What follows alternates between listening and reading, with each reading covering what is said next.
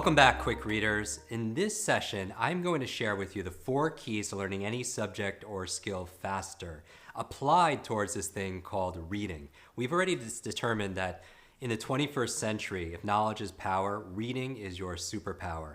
The challenge is when were we trained on how to read? Like how were we when we took the last class called reading? And so there are 4 keys to learning any subject or skill faster. I just want you to jot these down. And so what I want you to remember is this.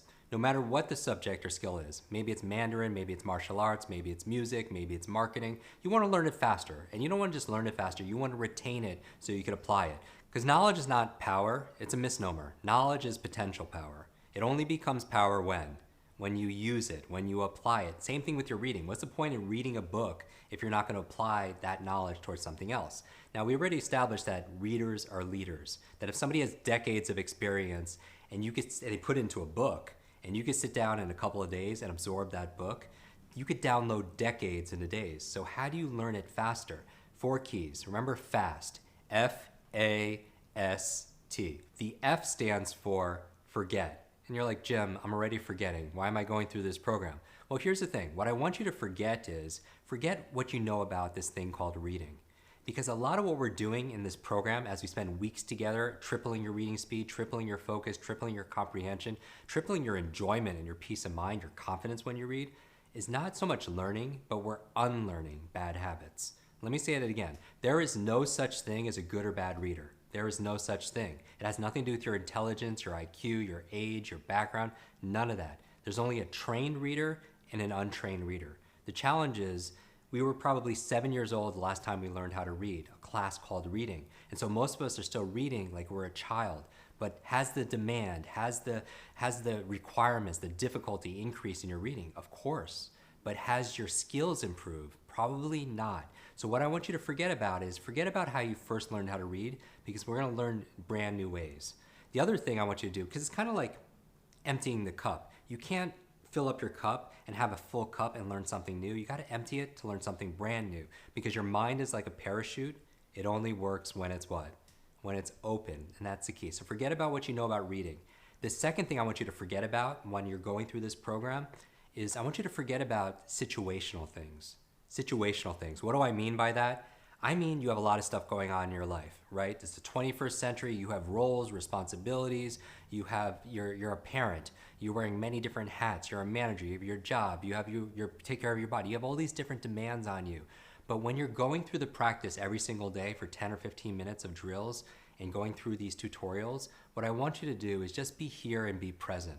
One of the reasons why people are poor readers is because their attention is split. They're thinking about their client, they're thinking about the kids, they're daydreaming somewhere else, and you really can't understand what you're reading, and you can't really read faster if your focus is split 4 ways, because that only gives you only 25% of your potential all in one place. So if your mind, as you're reading, goes somewhere else, take a moment and just write down the things. Write down that monkey mind, because it's kind of like we all have this dog mind, and your mind is either a trained dog or it's an untrained dog. But the challenge is the mailman comes, a car goes by, and then you look for the shiny objects. Write them down so you don't have to go there, and you know it's captured, and so you can be present here. All right. So when we're going through our reading drills, you're gonna triple your reading speed. Some of you will quadruple it. You'll be able to read in 15 minutes what normally takes an hour. That's really exciting. But it takes and requires your presence. So when we're doing it for 15 minutes, be here right now. Okay? The third thing I want you to forget, besides what you know about reading, forget about what situational things are going on that aren't urgent and important. The third thing is forget about your limitations. So I want you to forget about your limitations. What do I mean by that?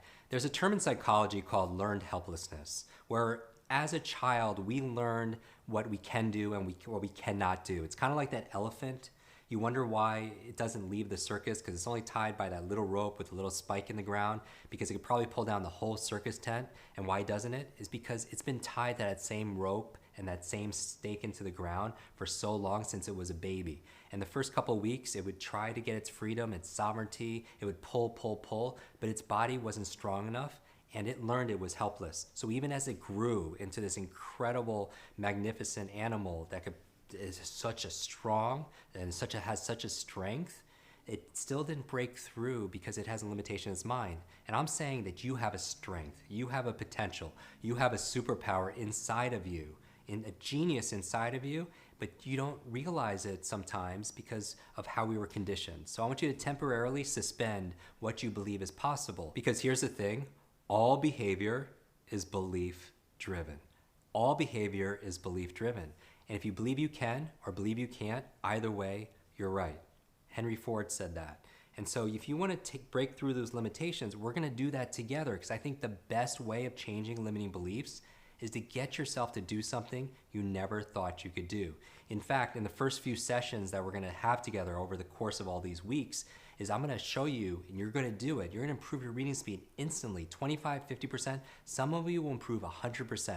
That's right. You'll be able to double your reading speed in a very short period of time. And then you'll be like, what else is possible? What else do I believe that I couldn't do before can I do right now in my relationships, with my health, in my career? And we're going to show you how to do that, and there'll be a big, big ripple effect. It's kind of like the butterfly effect. The butterfly effect is that if a butterfly flaps its wings where you are, then halfway across the world, it could create a hurricane, because that's a dynamic system. That little things could create big results. And I'm telling you, the biggest mover when we're talking about leadership and learning, whether it's the Oprah Winfrey's or the Tony Robbins or the Bill Gates, or people, they're readers. They fill their minds with positive information, because you can only make a good decision based on the information that you know. That's why knowledge is power, right? But it's really a divide.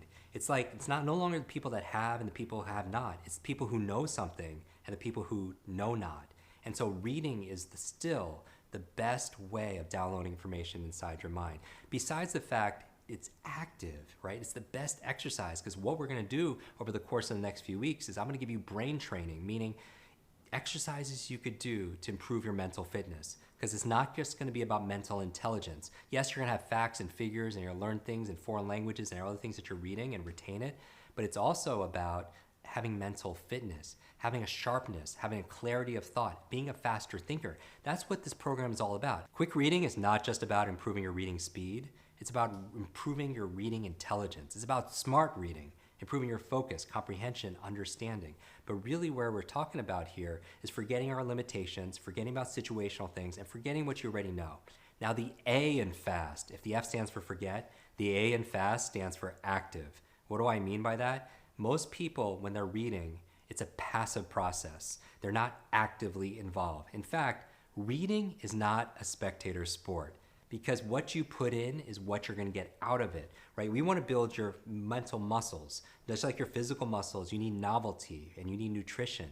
Same thing with your brain. We need to give it newness. We need to give it novelty. We need to stretch it, because once a person's mind is stretched by a new idea, it never regains its original dimensions, right? And so that's what we're gonna do, is we're gonna improve your mental fitness, but you need to be active. You need to get off the bench. When it comes to your reading, the key is consistency. In this program, I'm gonna show you how to rewire your habits for success. I'm gonna show you, for those of you who don't put in the 20 or 30 minutes of reading you should be doing anyway, I'm going to show you how to rewire your brain so it happens naturally. You're going to learn how to reprogram your habits, so to get yourself to journal, to get yourself to exercise, to get yourself to eat better, all the things you know you should do. But why do you procrastinate on those things? So one of the keys is being active and understanding your motivation, understand your motive for taking action, and also having the right triggers. You mean reminders to get you to actually read when you need to read. And so this is a process. And in order to get you to read 15 or 20 minutes a day, the key is you need to be able to schedule it. Because if you just talk about it, it's a dream. But if you put it down in your calendar and you treat it as time well spent, this is your time you would never cancel with an important client or a partner in your business, or maybe it's a doctor's appointment or something with your family, something that's in stone. Treat this for yourself. Treat yourself, because again, self-love and self-care is not selfish. Put yourself first in this. A lot of people tend to attract a lot of people into our programs, and sometimes they're martyrs, meaning they're always taking care of everybody else. Is this you? Like, you're taking care of your family, you're taking care of your friends, people go to you, you're taking care of your clients and your customers, but what time do you have for yourself? Protect your time, because the time is the one thing you can't get back. Even with this program, you can always get your money back in this program, but you can't get your time. The biggest praise we get for quick reading is this: This program, Jim, didn't take time, it made time. Meaning that if you're spending 4 hours a day reading, which the average person has to do, think about the emails, the reports, the websites, the books, the newspapers, the magazines, the journals, the business plans, all the things you're reading every single day. If you could just double your reading speed, you save 2 hours a day. Even if you save 1 hour a day, that's what, 365 hours a year? How many 40-hour work weeks is that? That's like 9 40-hour work weeks. That's 2 months of productivity you get back by just saving 1 hour a day, doing something ubiquitous like reading. So that's why it doesn't take time. It's gonna make you time. What are you gonna do with those extra 1, 2, 3 hours a day? So what are you gonna be doing with your extra time? I wanna know, what are you gonna do with the extra 1 or 2 hours you're gonna save every single day? Because I believe there's a success formula. It goes from your head to your heart to your hands. That you could wish that you read 600 words a minute or read a book a day or a book a week or whatever your grand goals are for this program. But if you're not acting with your hands, meaning you're practicing and you're doing the exercises, why are you procrastinating? You usually check in with the second H, which is your heart. The heart, the emotion. And that actually takes us to the S in FAST, where the F stands for forget, the A stands for active, meaning doing the work. Because the bad news is it takes effort. The good news, it doesn't take as much as you think. That's the great news. I'm not promising it's gonna be easy, but I'm telling you it's gonna be worth it. So I'm not saying it's gonna be easy, I'm saying it's gonna be worth it. So coming to the S in FAST, the S stands for state. State, and what do I mean by state? The state of your mind, the state of your body, the state, how do you feel? What is your mood? Because here's the thing, all learning is state dependent. All learning is state dependent. Here's the key to long-term memory, because we're gonna go through how to remember everything that you read. Information combined with emotion becomes a long-term memory. So do that. Information combined with emotion becomes a long-term memory. So here's the question I have for you. When you go back to school, do you remember a lot of stuff that you learned back in school? Most people say no. What was the primary emotion you felt back in school? Half the people say they were bored. The other half of the people usually say that they were confused. But boredom is like, on a scale of 0 to 10, what's that emotionally? Probably a 0, right? And information times emotion becomes a long-term memory. If your emotions are 0, anything times 0 is what? Is 0. And you wonder why you don't remember all the information you learned over years and years of schooling. Why did you forget that? You need to up the emotions, and that's the key. So all learning is state dependent. Now, who controls your state? You do, right? But here's the challenge. When most people read, they feel fatigued. Is that you?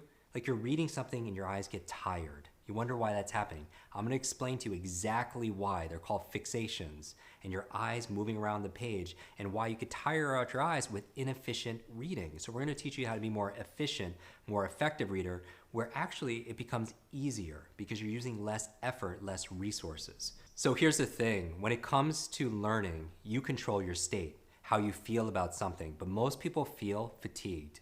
And the reason why, if you struggle with this, like you're reading and you can't concentrate because you get so tired, you feel brain fog, you feel like that you feel this mental fatigue, and sometimes you actually train yourself to do this because a lot of people actually use reading as a sedative, right? They use reading, you have that token book by the side of your bed, you pick it up when you want to fall asleep because it's so boring to you. That's the wrong association. So I'm going to change that for you because I'm going to make you a skilled reader. And when you're really good at something, you tend to enjoy it more, so the emotion goes up, so you tend to retain more. And by the way, when you enjoy something more, do you tend to do it more often?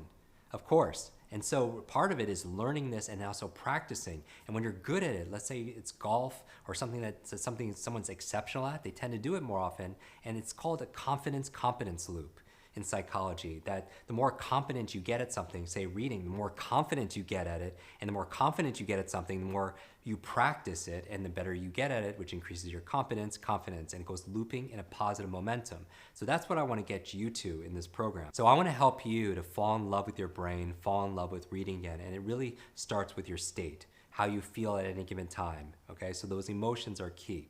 Finally, the T in FAST stands for what? Do you remember this? It stands for teach. Teach. And so what I want you to do when you spend as we're spending weeks together going through quick reading, and I'm giving you these drills, I'm showing you how to lower that inner self-talk that you have when you're reading and getting over your limiting beliefs on reading, and teach you how to map out and take notes for very difficult technical material, like how I read a book.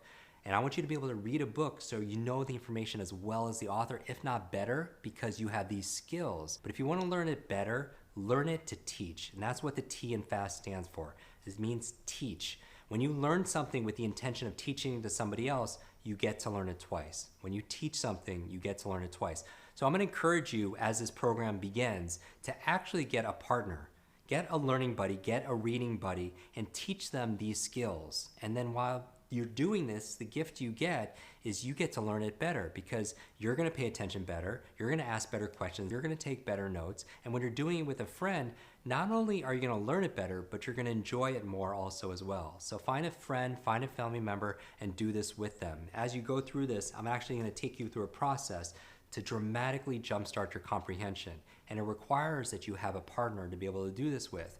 And again, if you just mail it in and don't do the work, you won't get the benefit. You'll get some benefit from this course, certainly, but you won't get the true benefit. So I also, as your coach, I'm going to challenge you to do what you said you're going to do for yourself, to commit to going through this program every single day over the next few weeks. And my promise to you is, at the end of it, it's going to be like night and day. It's like trying to describe to somebody what a rainbow looks like who's never seen a rainbow. And I want you to give yourself this gift of being a reader. Again, not just a speed reader, but a smart reader, one that goes through the information with a coolness and a confidence. How can you improve on this thing called FAST? Forget, active, state, and teach. Who are you going to teach? And I'll see you in the next lesson.